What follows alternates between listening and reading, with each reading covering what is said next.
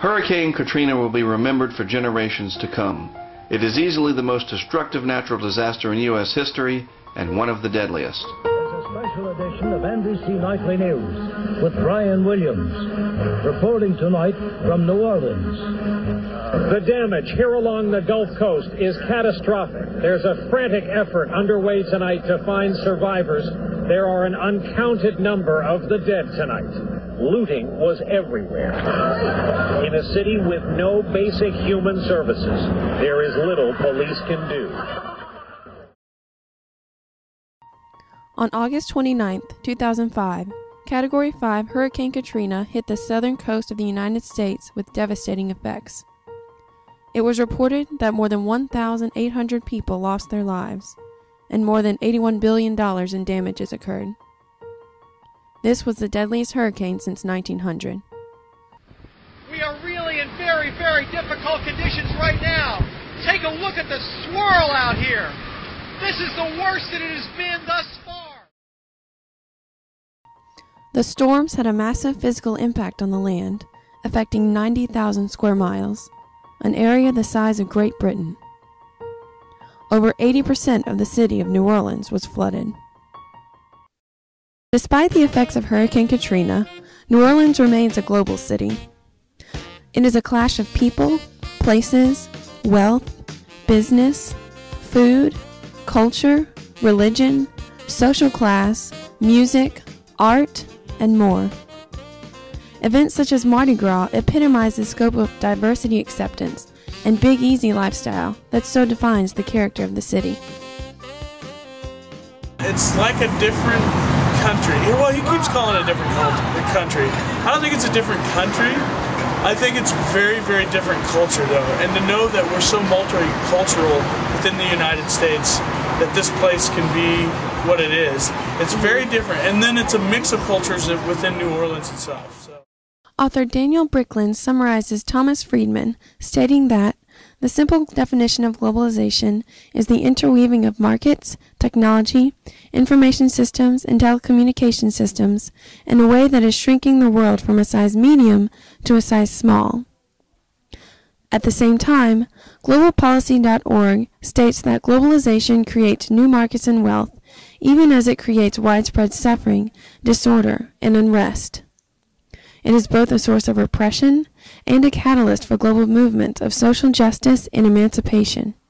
Although New Orleans remains a vibrant city, Hurricane Katrina caused suffering on a mental, physical, political, and economical level. Horrible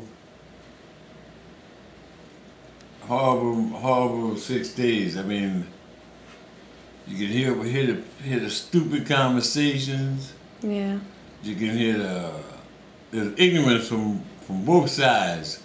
Mm-hmm. The people and the policemen too. As some ignorant policemen smell marijuana.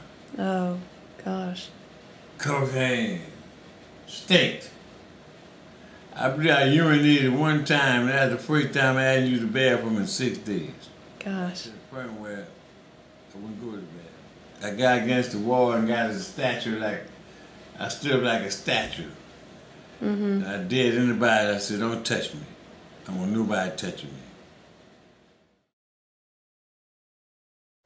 Although New Orleans was and is a city embodying globalization, many describe the aftermath of Hurricane Katrina as Mrs. Pat LeBlanc from Metairie, Louisiana. It was a missed opportunity for leadership at pretty much every level. I kept waiting. It's funny the things that you think. I remember thinking, where are the smart people?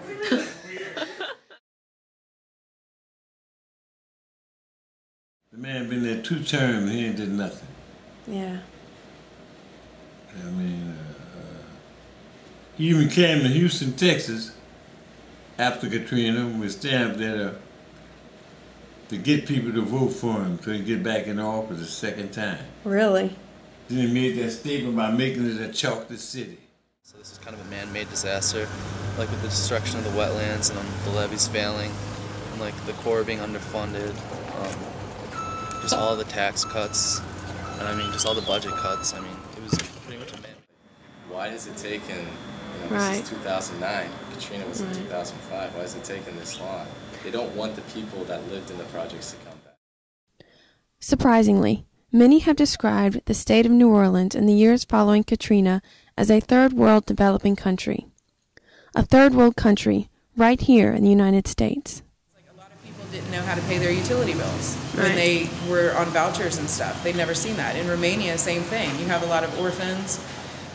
They're deinstitutionalizing the orphanages and things like that, and they've never purchased anything. They've never been to a grocery store. They've never made their own food. Don't know how to budget. We had a lot of the same issues down here.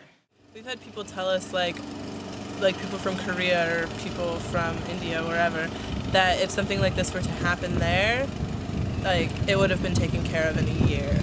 But for, like, and they don't understand why it's so slow here. I like this place, miss. I just don't like it. This is a whole new ball game.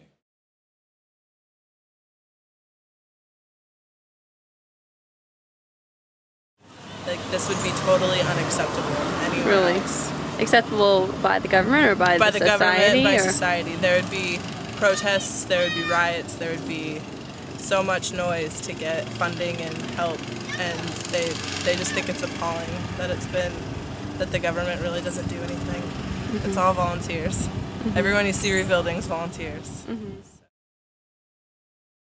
In light of the disaster, volunteer groups and volunteers from all over the nation have stepped up to rebuild the city and the lives of the people of New Orleans. Organizations such as Operation Helping Hands and Providence Community Housing are working house by house to rebuild the city and have been working for 4 years. For example, this spring break, college students from across the country formed a volunteer group through Focus Missionaries that worked on multiple houses throughout the city. They conquered their own ignorance about the reality of New Orleans and are now able to share the culture, devastation, spirit, and hope of the city.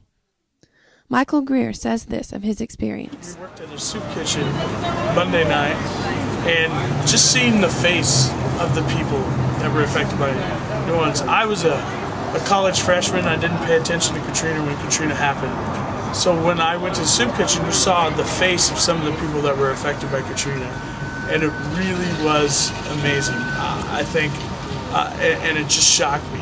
And also to know that some of the homeless people that were there, they weren't perpetual homeless, they were working homeless. So people don't just live on the streets because they have to, they choose to. Sometimes they're forced to, and they're always trying to get back on their feet. Moreover, organizations such as Providence Community Housing are working hard to not only build the facade of the city, but to also reinforce it from within. Project coordinator Stephanie Walton speaks on their efforts. The whole thing about development, you know, community development, international development, whatever, is the sustainability of whatever you're putting out. And one of the things that we're doing here is very sustainable. I mean, housing and people and bringing the community together, and family housing and bringing in the renovation of these homes and bringing in mixed incomes also pulls in community leaders, young professionals. And I think that makes a community strong, and that's something that's missing. Through volunteer groups such as these, New Orleans is experiencing a re-globalization through sustainable housing, quality leadership, culture exchange, and a building economy. Michael Greer. I am from Kansas City, Missouri. Hi, I'm Ashley Kowalski, and I'm from Mobile, Alabama. Joe Gallman. Okay. I'm from here. Cool. I've been here all my life. I'm Carolyn Towie. I'm from Lawrenceville, Georgia. Pat LeBlanc, Metairie, Louisiana. Dave Frazier, Lincoln, Nebraska. Hi, I'm Danielle McKenna, and I'm from Massachusetts. My name is Ashley Christensen. I'm from St. Paul, Iowa. My name is Megan McCartney. I'm from Swanton, Ohio. My name is Mike Baraka. I'm from Hobart College. I'm Rob Musica, Dallas, Texas. My name is Andrew Grant, and I'm from Athens, Georgia.